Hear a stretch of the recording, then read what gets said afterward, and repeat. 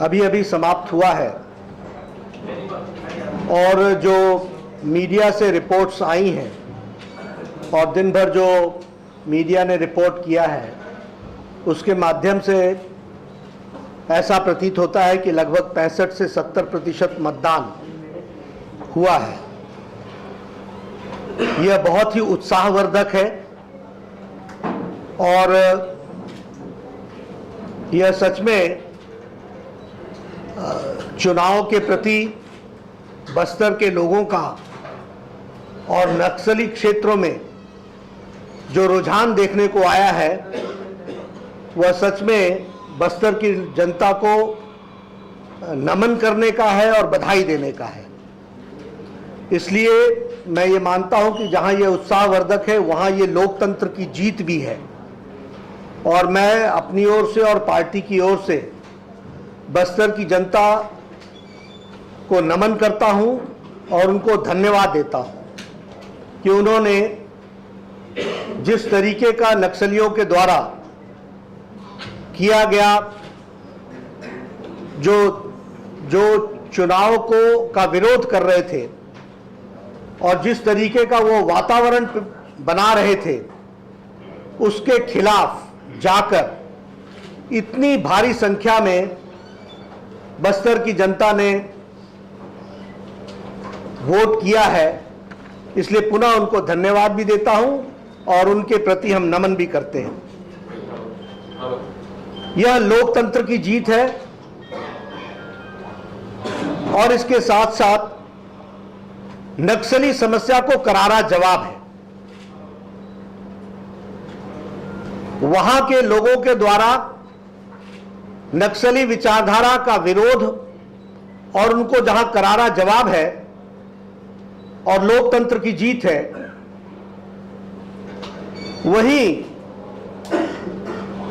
बस्तर की जनता विकास को उन्होंने मुद्दा माना है और विकास की मुख्य धारा में वह शामिल होना चाहते हैं, इस बात का भी परिचायक है। मैं आज के इस मतदान के लिए वहां की जनता का जहां धन्यवाद करता हूं, वहां इस विपरीत परिस्थिति में मीडिया के लोगों ने वहां से जो दिन भर रिपोर्टिंग की है उनके हौसले को भी मैं बधाई देता हूं और धन्यवाद देता हूं। और पुलिस प्रशासन, पैरामिलिट्री फोर्सेस जिन्होंने और इलेक्शन कमीशन जिन लोगों ने यह पीसफुल मतदान की व्यवस्था की, इसके लिए भी उनको धन्यवाद देता हूं। चुनाव के मतदान के जैसा रिपोर्ट्स आपने दिया कि महिलाएं और माताएं बहनें बड़ी संख्या में वोट डाल रही थीं, यह इस बात का परिचायक है कि बस्तर में फिर से रमन लहर चल रही है और उन्होंने विकास को वोट दिया है और विकास के साथ उस इलाके को मुख्य धारा में शामिल करने का वोट है, यह हम मानते हैं।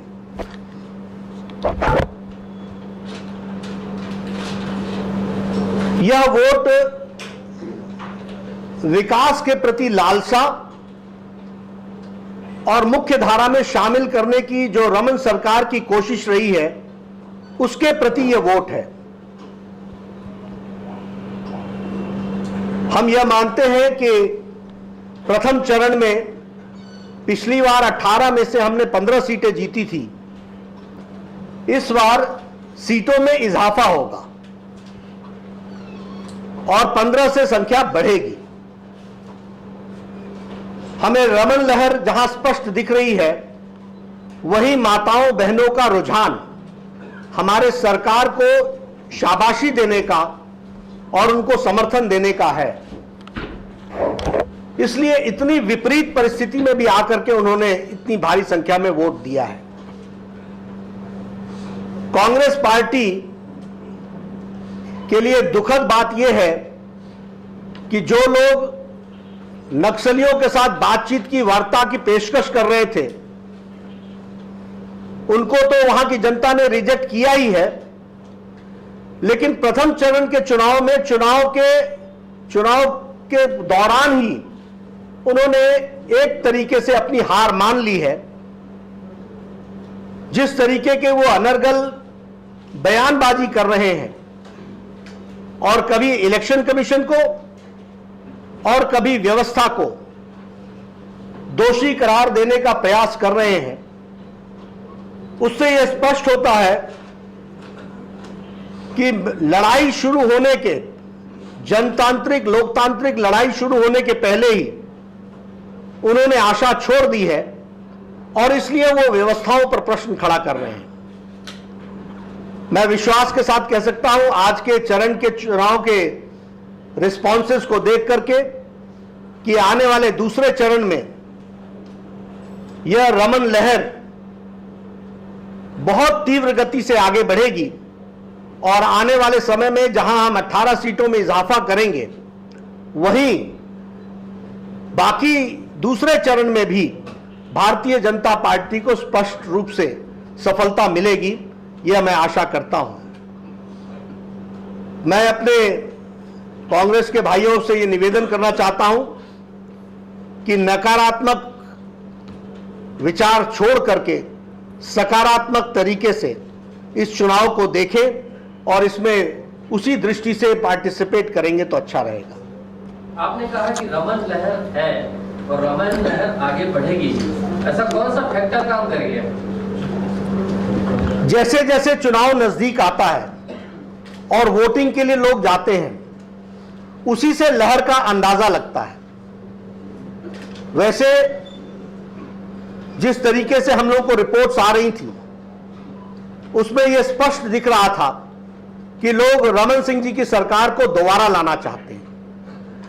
यह अंडर करंट था, लेकिन आज की वोटिंग में यह स्पष्ट दिखा है कि जिस तरीके से महिलाओं और बहनों ने वोट दिया है, वह विकास को में पार्टिसिपेट करना चाहते हैं, वह मुख्य धारा में लोकतंत्र को मजबूत बनाना चाहते हैं और इन सब की लड़ाई लड़ी है।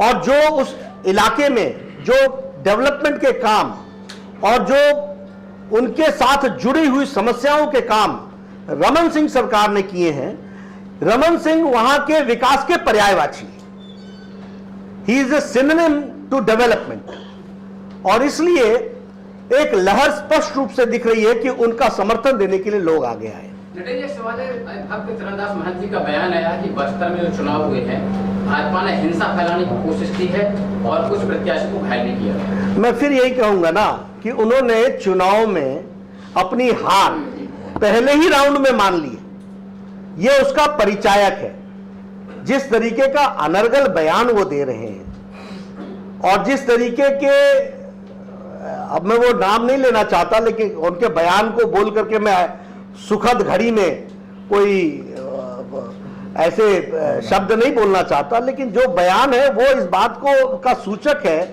कि they have mentally accepted the defeat. उन्होंने मानसिक तौर पर हार स्वीकार कर ली है। आपने आरोप लगाया है कि भाजपा धनबल का सहारा ले रही है बस्तर में, इसकी वजह से मैं वही कह रहा हूं कि धन उनके पास, बल हमेशा वही प्रयोग करते रहे हैं।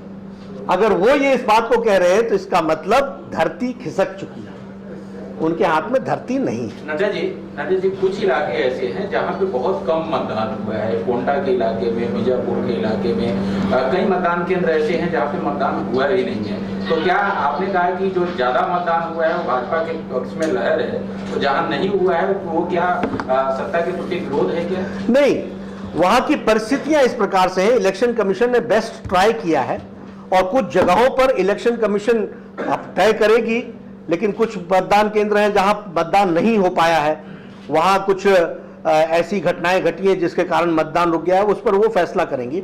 लेकिन इच्छा रही है, नाव डुबो दी, नाव को निकाल करके नाव पर बैठ करके लोग वोट देने जाएं, इससे बड़ा प्रमाण और क्या हो सकता है।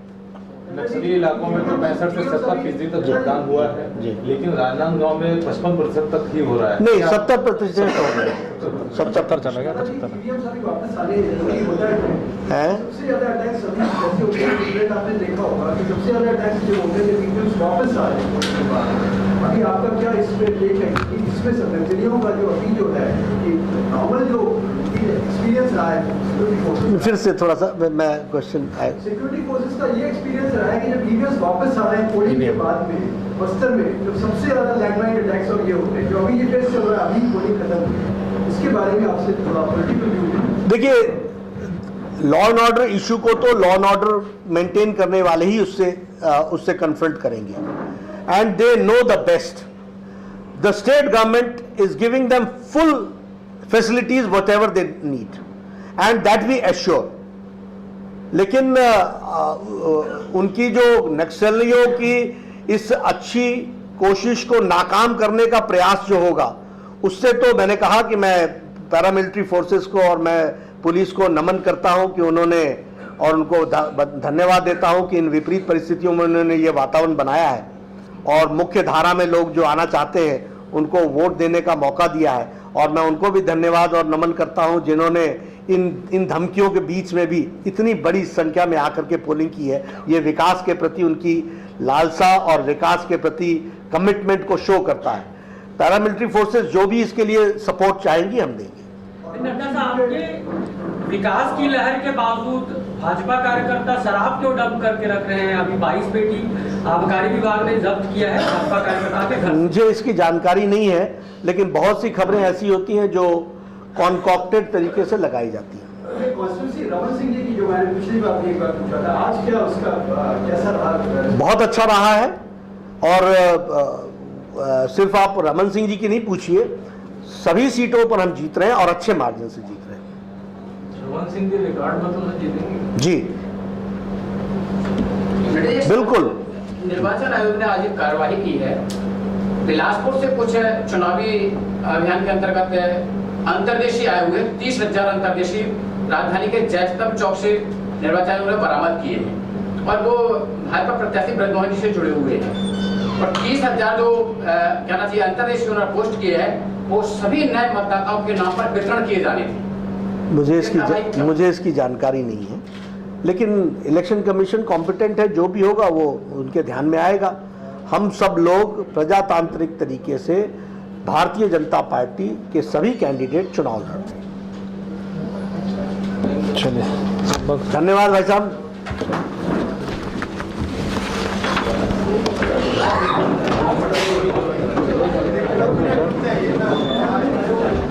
पैसा पड़ा